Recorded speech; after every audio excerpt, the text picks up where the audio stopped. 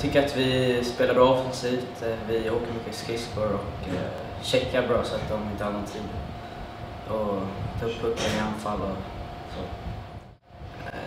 Det som gjorde mindre bra, det var väl att vi inte kom in på mål tillräckligt mycket. Fast det blev bättre den här gången än vad vi spelat innan.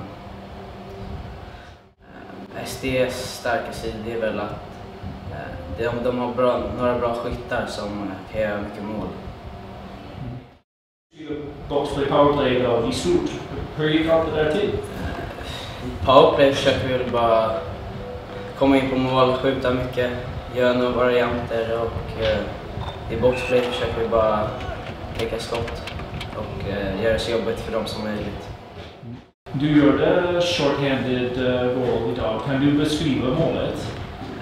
Jag får en passning först av Ville och så missar jag ta emot den, så går den i egen zon, eller deras zon, och så blir de en felpass och jag tar emot den och så skjuter jag i stort sett. Ja, jag tycker att vår nya spel det har blivit mycket bättre. Passa oss mer som lag, starkt offensivt och starka i skridskobakom. Tack så mycket. Varsågod.